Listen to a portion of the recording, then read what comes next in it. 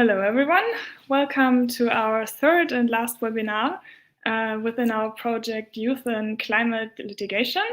And this webinar will be about adoption. So first, let me introduce myself real quick. My name is Laura. I'm currently a volunteer here in Azerbaijan at the Common Sense Youth Organization, and I volunteer through the European Solidarity Corps. And yeah, what is our project in general? I just want to give you some brief words about it. Youth and Climate Litigation, which is financed by the Visegrad Fund, aims to help young people to get engaged in decision-making, policy, and also to raise awareness about environmental issues. And we already had 2 webinars so far. The first one was held by our speaker, Chloe, and she told us a lot about environmental awareness. And our second webinar was held by Jana, and she spoke a lot about decision-making and advocacy. And yeah, today we have our last webinar, and it will be about adoption, and it will held by Aidan. And yeah, she will answer the 3 following questions, which will be: how can young people develop and implement youth-led projects to influence decision-making? Also, how to mitigate barriers that youth face in the adaptation process and can gain access to process around climate change. And the last question will be: what are the actions that should be taken for future generations? So this is like the brief introduction. I will now add Aidan to the stream, and she can introduce herself, and then she will hold a presentation roughly about 30 minutes. Hello again. Hello, Laura. All right, I'm going to remove myself from the stream. Here's your presentation, and enjoy. So I can start, right? Hello to everyone. So first of all, I would like to introduce myself very quickly before proceeding to the presentation. So I'm from Azerbaijan, but I'm currently living in Hungary. Actually, I'm living in Hungary for about 5 years. I've completed my master's degree in environmental sciences and policy at Central European University. And also I have some work experience in the environment field, and especially it was in the NGO sector in relation to climate advocacy, research analysis, and air quality issues. So today, in our webinar on adaptation, I will try to share with you all the knowledge that I have, and also my personal experience to some of the issues that we can find during the presentation. So let's start.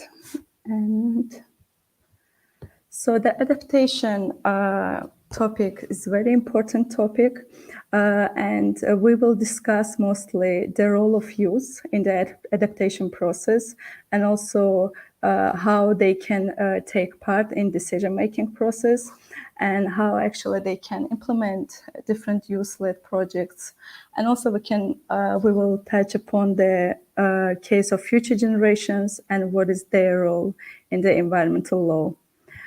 So first of all, it's important to understand that in order to tackle climate change issues that are present today, there are different strategies for it. And the main strategies are mitigation and adaptation strategies.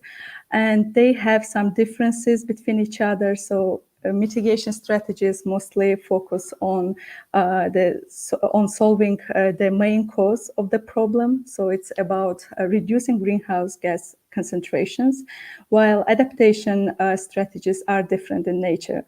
They are focusing mostly on the impact, so how they can find different strategies that would address the short-term impacts at the current moment. So it's not, and it's important to understand that it's not about which one is more important than another, because both of the strategies are very important in themselves. It's like 50-50 ratio. So just in order to differentiate between them, for example, in the mitigation strategies, mostly we talk about renewable energy sources that can, in long run, reduce carbon emissions.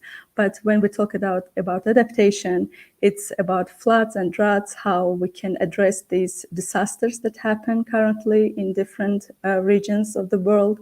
And also, for example, in the case of agriculture, so some communities may have lose their resources due to climate change issues. So this is why it's so important to have adaptation strategies.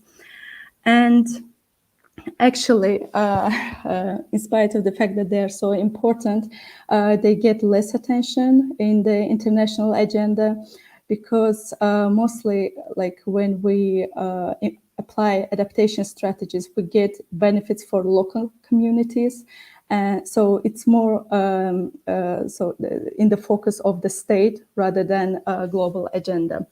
And in fact, it's just about 25% of overall climate finance that is committed to the adaptation strategies, while, as I mentioned before, like according to the guidelines, it should be 50%. And this is actually the point where the role of youth is so important, because they are actually the ones that bear like the costs of the wrong decisions of previous generations, and they are the ones who will benefit the most and lose. So this is why it's important, their involvement in decision making process. So let's see what is actually needed for that. So the access is the most important thing, the access to information and participation, because the concept of young people has just recently developed, and young people in themselves, they understand that the importance of the quality of their lives and their future experiences. And there are actually a lot of benefits that they can get from the participation process. Some of the benefits are just of individual character, so they just get life changing experiences, and they know a lot about environment and the issues with climate change. But also it's about communities' benefits. So participating in different areas, they can actually bring social change, which is actually the main point of their participation. So there are different challenges for youth to become decision makers, because youth in general, they are considered as like future citizens rather than citizens of today, and they are not really heard very well by their families or communities that they live in. Another problem is that climate change in general is a politicized issue. So it's involving not just environmental problems, but there are a lot of political interlinkages due to temporality and special character of climate change. So that's why actually, and the politics arena, it's like used to be just for adults and not really young people. Another problem can be that they just don't have enough education, like formal or informal education. So, and in fact, actually, there is more attention given to formal education rather than informal, because formal education mostly have these normative barriers. So it's more happening in traditional settings, which actually creates some challenges for young people, because they actually learn what is taught to them, and they cannot really see beyond the problems like in depth. So that's why actually informal education is very important. And saying informal education, we mean different groups and NGOs that can provide this kind of education, where young people can actually have this interlinkage with nature, and at the same time they can experience the problems that they face. So and let's see like what is the role of youth in environmental law. So in general, there is a convention on the rights of child, which was adopted in 1989. And according to this convention, they actually mention the context of the risks that pollution may create for children's health. And then, like after this, there are further developments in law. So, for example, the Commission on Human Rights, they adopted resolutions on human rights and the environment as part of the Sustainable Development Agenda.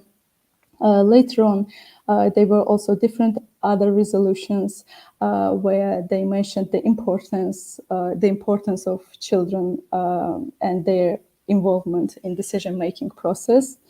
But also there are other resolutions where they just are mentioned as part of vulnerable groups and not really shown as having some specific children rights. And so basically, these laws that we have on youth, they're mostly soft law principles, and the references mostly are made for future generations rather than for children. And in fact, it doesn't really mean that soft laws do not have any meaning, but it's the fact that they're just not binding. So they cannot really enforce their rights in the court. And there are also other instruments, soft law instruments that we can mention, like World Declaration on the Survival, Protection and Development of Children, and also other resolutions of UN. But the problem is that, again, they don't really link children's rights and environment, or they mention children but not their rights. And also, so this is showing actually the reluctance at the international level to recognize the relationship between human rights and the environment. So in Europe context, if we look at it in Europe context, we can see some developments in relation to youth engagement. So for example, European Green Deal, which is aimed to transform European Union into modern and resource-efficient system. So there have some plans in relation to young generation.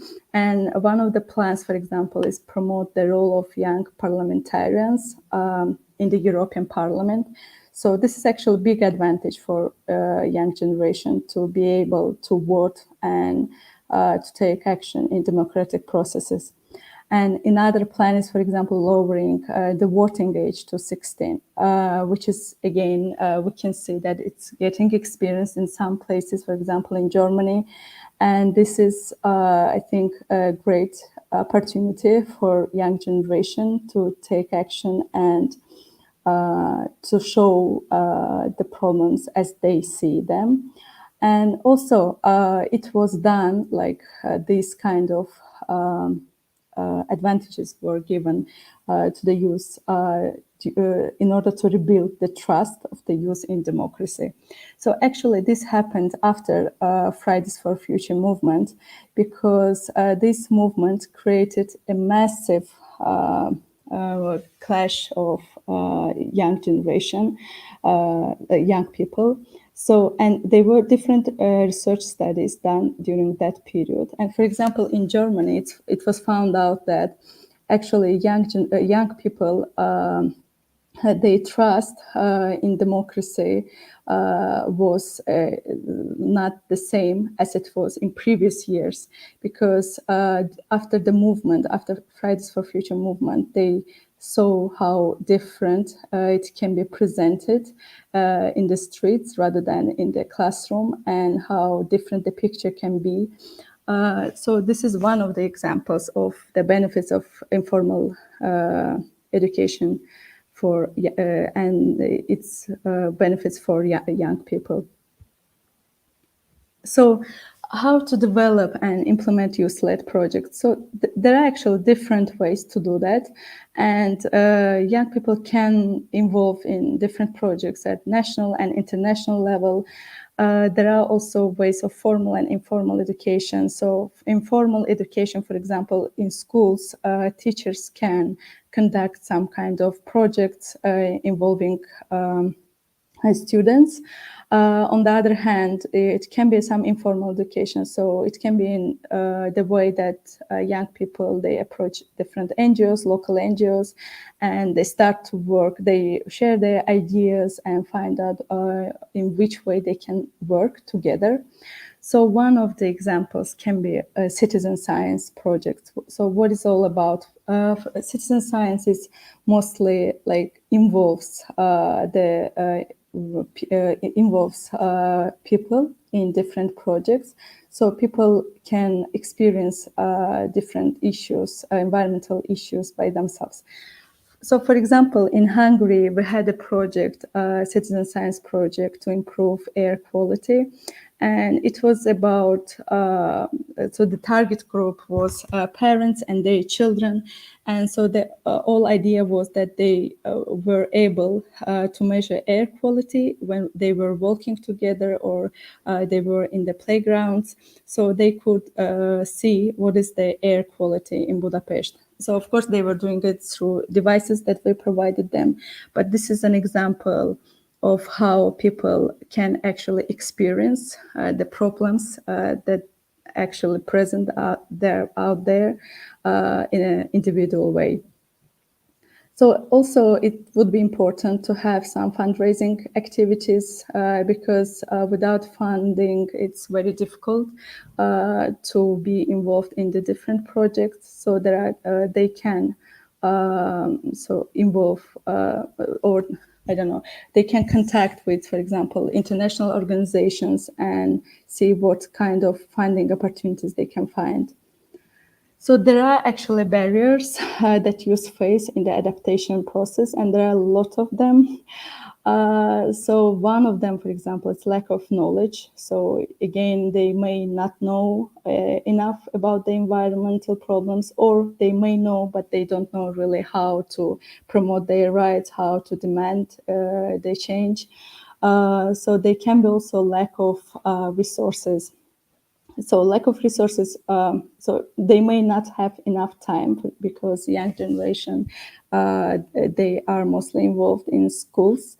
And actually, I think it was best reflected by Greta Thunberg in her speech that she's done her homework and it's time to politicians to do their own.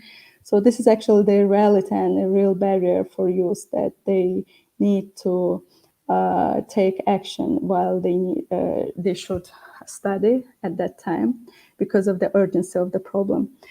And another problem is lack of community support. So they're not really understood very well by their communities and families because they're seen as children. And this so this actually renders this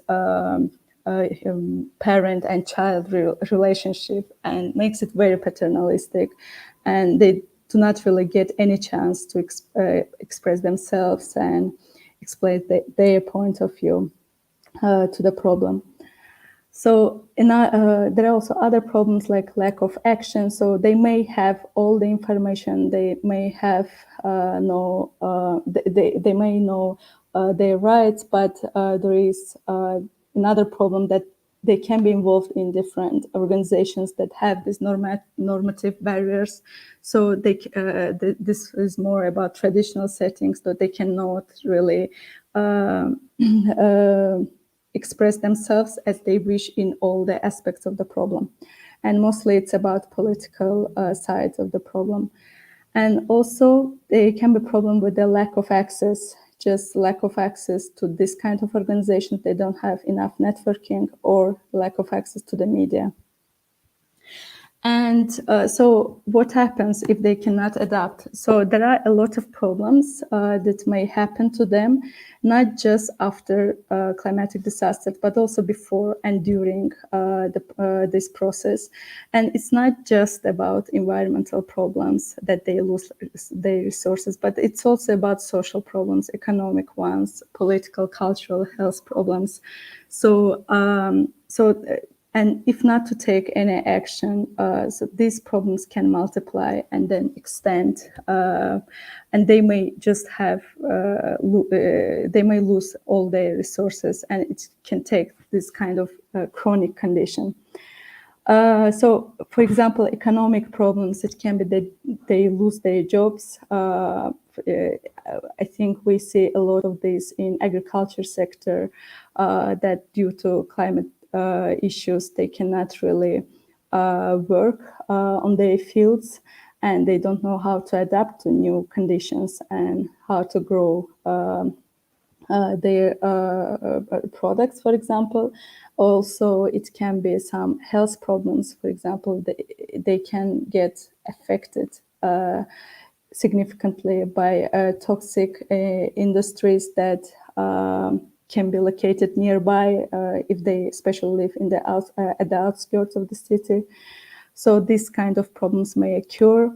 And how can we mitigate these kind of problems? So one of the ways, of course, it's individual participation, which is very important. So it's about behavioral change. So people can reduce their consumption habits and change their sustainable lifestyle.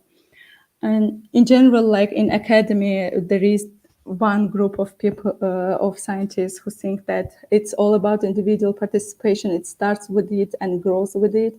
But there is also another group of scientists that say that no, it's not really enough. And there is a importance of multi-level governance. So multi-level governance, it's about participation at local, national, and international level. So, and basically, actually, both these strategies, if work together, they can bring really good results. So at the national level, again, young people can take different actions. They can join groups, organizations for research, scientific clubs, and different policymaking activities. But of course, it depends also on in the context of the country. For example, there can be a case that there are no such groups to get involved. So in this case, they just should advocate for the creation of such spaces, which is very important.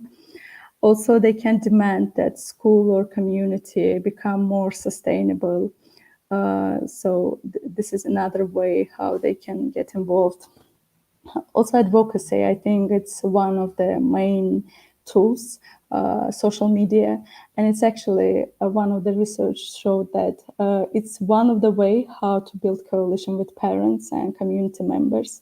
Because, for example, filming a video about some problem, you can actually show the problem first of all, and show how you see the problem and what do you think would be the solution. So it's also about environmental movements, which are very important, as we can see also in the case of Fridays for Future, that after the movement, it could bring very good results. Also, there is another level, like global level of being involved in the decision-making process. So it's about, there are a lot of youth organizations that are developed recently.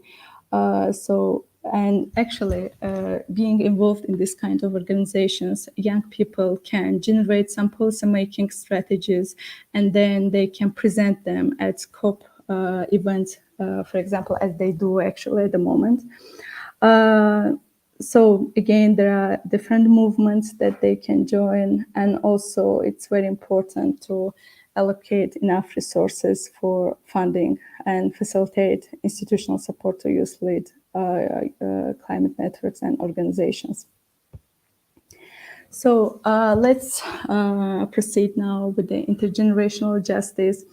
intergenerational justice in itself has like two sides, let's say, of the problem. So first is philosophical one, and second one is just legal problem. So in philosophy, there are different arguments actually, pro and cons intergenerational justice. So pro intergenerational justice argument is that we should think about future generations and their rights, because they are the ones that will bear all the costs of our wrong actions, and that's why it's important to consider their needs.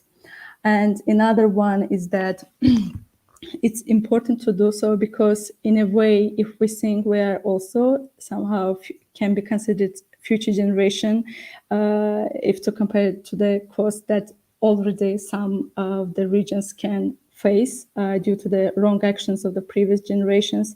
So these are the main arguments, but there are lots of arguments that are against intergenerational justice. One of them is like, how could people who do not exist have rights at all? Or like, if we think about future generations, then what happens with the present generations? They can compromise the benefits of present generations. And also about what are, in general, the needs of future generations. How can we know what would be their needs and values? And why we should care at all if they don't care about us. So this is a nice one, like one of the arguments. And also there is harm and non-identity principle. So this is mostly about, this is a paradox showing that, well, if people, there are some decisions that are made and they have harmful impacts on future generations, but at the same time, the same decisions actually cause the existence of these people. So this kind of paradox, but so if anyone is interested, they may have a look in this philosophical debate. But also there is a legal side of the problem. So having so many arguments, it's very difficult to put it in the law, as if there are no future generations, we cannot we cannot do binding agreements. So let's see what could be the possibilities. So it's important to understand what do we mean by future generations. There are different suggestions that are made by different scientists. So one of them is to have this 200-year present concept. So it means that from the current moment, like 100 years past and 100 years to the future. So if we take this time lapse, then we can actually know what would be the needs and values of these people, and we can take actions accordingly. So this is one of the suggestions that were made, but it's very important to know that like the impacts that the future generations will get are very much correlated with present generations' obligations. So there is a development of this legal framework of future generations, and the idea first came up during UN consultation on human environment in 1972. And so there is a report on like World Commission on Environment and Development, which defines actually the development that meets the needs of the present without compromising the ability of the future generations to meet their own needs. So this way we can tackle the issue of compromising the benefits of present generations. And also, there are different UN resolutions that were mentioning and defining the importance of intergenerational justice. So, for example, the Rio Earth Summit, they highlighted the importance of intergenerational justice and equity. And also, and mostly like it's given in a way, like in the laws, that it's better future for all. Involving the both present and future generations. So we can see that there was also suggestion like have this legal representation or guardian that could present the rights of future generations. As future generations themselves cannot present their rights, so there can be some institution that would do it instead of them. And at EU level, we can see that European Green Deal gives like the importance to full recognition of the rights of future generations. And they also mentioned that economic recovery plans are very important in order to reflect long-term and future generation interests. So there are also some developments that were done at national level in different countries. So, for example, I put there an example of Germany, which defines it as like natural foundations of life and animals in the interest of future generations, and also. For example, we can see the constitution, the article in the Hungarian constitution, which says that everyone should protect and maintain and preserve nature for future generations. So as we can see, it's mostly not really specifically mentioning future rights, but in all the cases, it's in the interest of future generations or for future generations. And like among these examples, I find very positive one, the case with the state of Hawaii. They have actually enforceable environmental rights by declaring that each person has the right to clean and healthful environment. And this is a big advantage, especially taking into account that US by itself doesn't really have mentioned the future rights in their constitution, but this kind of state constitution mentioning the importance of taking these rights into account is very important. So what actually should be done for like considering the rights of future generations? So first of all, it should be the assessment of the cost of delayed or insufficient action to younger and future generations. So it's important to know what would be the cost that they bear in the future. This is very important to analyze it before taking any decisions. Another thing is that it should be equitable sharing of the remaining carbon budget. And also, it's very important to think about any decision with caution, because if we just take decisions randomly, we can create big problems for not just for future generations, but also, not for the future generations that are far away from us, but also for our children and grandchildren. So, and there is importance for more investment in adaptation strategies, and also it should be given more space for use in decision-making process. So this is actually all. My presentation is finished, and now I think it's time for Q&A session. And if anyone has any questions related to presentation or just related to the topic, you can write in the comments here, and I will try to answer.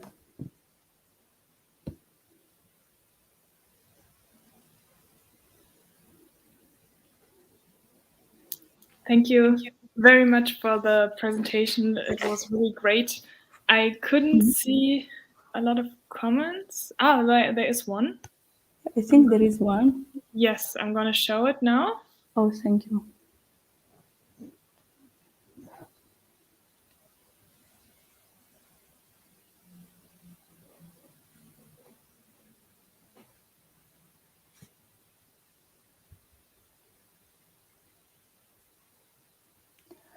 Well, when we mean individual behaviors, it's mostly about changing behavior. So it's mostly about personal decisions. Let's say, for example, reducing some consumption habits or having like a better sustainable lifestyle, or I don't know, or using less transport, less cars, let's say, but more public transport. So this kind of individual behaviors, but of course, it's not just one-sided problem. There is also another side, and government should take different actions in order to develop this kind of conditions for their citizens. So this is very important side as well. But again, I think in this kind of individual behavior, if to do it in a massive way, like if to show their willingness to choose this kind of lifestyle in a massive way, it can somehow become a demand for the government as well in order to take action. So if we do not really talk about the problem, so it means that there is no problem. So that's why it's very important to mention this kind of points to the government. And it can be done in different ways.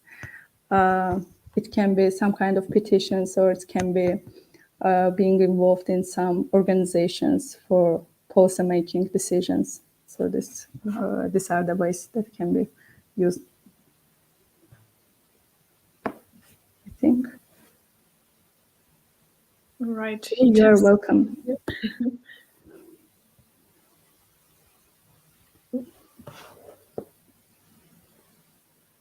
How do I remove it? I don't think other questions at the moment. Yeah, I don't see any other comments as well. So yeah, I would like to end it here. I don't know if people will have more questions. Are they able to contact you, or shall they contact someone else? How do you like it?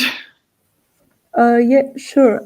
I think like you have my email address, so it can be shared if someone is interested or has some questions. And right. I think the presentation also can be shared later on. Yeah, if if someone it's is okay interested. with you, we can do that. Perfect. Yeah. Yeah, I also think what you said about youth organizations, it's super important if you don't know how to start or you don't want to do it on your own. Try to search for an organization close to your city or your hometown, wherever you are, and try to get involved. Maybe they already have environmental related projects. Maybe they don't. Then you can start to implement them. That's also what we do here at the Common Sense Youth Organization, and yeah, that's what I can share with you all. Yeah, so thank you very much again for your time for the presentation, and have a great evening. Thank you. Thank you a lot. So this was our last webinar, and we will get back to you all with more information how it will go on. And I would end it now here. Thank you very much, and goodbye. Okay, great. Bye.